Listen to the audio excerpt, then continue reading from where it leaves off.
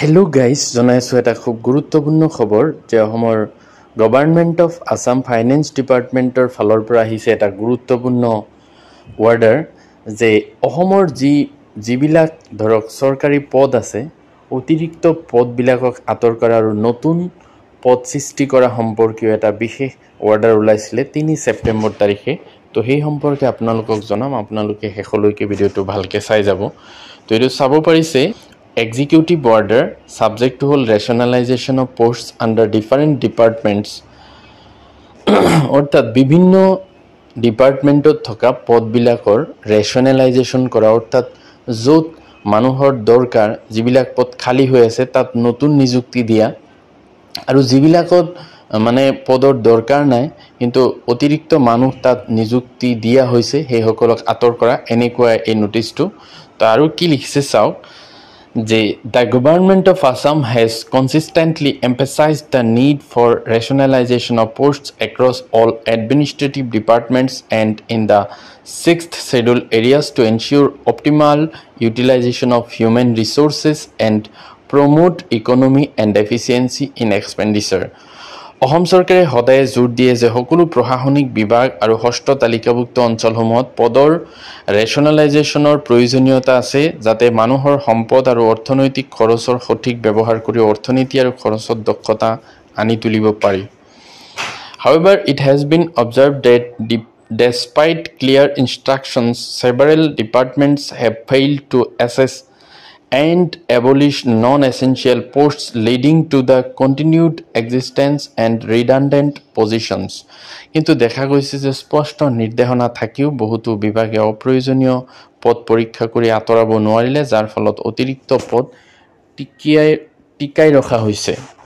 The Finance SIU Department through Office Memorandum number 534140/25 dated 23/12/2024 has redefined procedures for submission of proposals related to post creation, upgradation, creation of supernumerary posts and filling up the sanctioned vacancies via the Fin Assam portal. অর্থ SIU বিভাগে কাৰ্যালয় স্মাৰক নং ইমান তাৰিখ 23/12/2024 জৰিয়তে পদ সৃষ্টিৰ উন্নীতকৰণৰ, অতিৰিক্ত পদ সৃষ্টিৰ আৰু ফিন আছাম পৰ্টেলৰ জৰিয়তে অনুমোদিত খালী পদ পূৰণৰ প্ৰস্তাৱ জমা দিয়াৰ প্ৰক্ৰিয়াত নতুন ধৰণৰ নিয়ম নিৰ্ধাৰণ কৰিছে।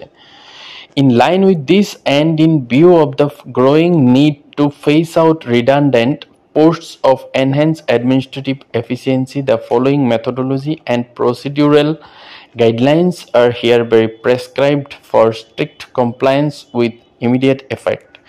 ইয়াৰ লগত সংগতি ৰাখি আৰু অতিৰিক্ত পদ আঁতৰাবলৈ থকা প্ৰয়োজনীয়তাৰ ক্ষেত্ৰত প্ৰশাসনিক দক্ষতা বৃদ্ধি কৰাৰ বাবে তলত দিয়া ধৰণৰ পদ্ধতি আৰু প্ৰক্ৰিয়াগত নিয়ম তৎক্ষণাত কাৰ্যকৰী হ'বলগীয়া কৰি দিয়া হৈছে। আইডেণ্টিফিকেশ্যন এণ্ড এবলিশ্যন অফ ৰিডাণ্ডেণ্ট পোষ্টছ, অতিৰিক্ত পদ চিনাক্তকৰণ আৰু আঁতৰোৱা। All senior-most secretaries or administrative departments and principal secretaries of autonomous district councils shall undertake periodic reviews to examine and identify redundant posts. সকলো প্ৰশাসনিক বিভাগৰ শীৰ্ষ সচিব আৰু স্বায়ত্তশাসিত জিলা সভাৰ প্ৰধান সচিবসকলে নিয়মিত পৰ্যালোচনা কৰি অতিৰিক্ত পদ চিনাক্ত কৰিব লাগিব। Upon identification, immediate steps shall be taken by the concerned department to abolish such redundant posts in consultation with the finance department along with detailed justification and post-wise data. চিনাক্ত হোৱাৰ পাছত সংশ্লিষ্ট বিভাগে অৰ্থ বিভাগৰ সৈতে পৰামৰ্শ কৰি পুৰা বিৱৰণী আৰু পদভিত্তিক তথ্যসহ এই অতিৰিক্ত পদ আঁতৰ কৰিব লাগিব। Conditional creation of new posts, নতুন পদৰ সৃষ্টিৰ চৰ্ত। All proposals for creation of new posts submitted via the Fin Assam portal must be accompanied by a proposal for abolition of an equal number of redundant posts.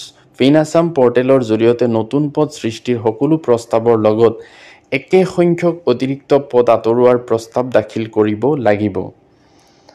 Finance Department concurrence shall be granted only for one-to-one substitution, that is creation of posts in lieu of abolition of posts.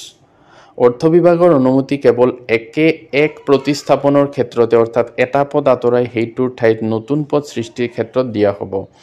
Exception handling: if a department after due analysis finds that abolition is not feasible, this shall be explicitly noted by the senior most secretary in the proposal for post creation with adequate justification while forwarding the case to the finance department. This executive order shall be deemed effective immediately.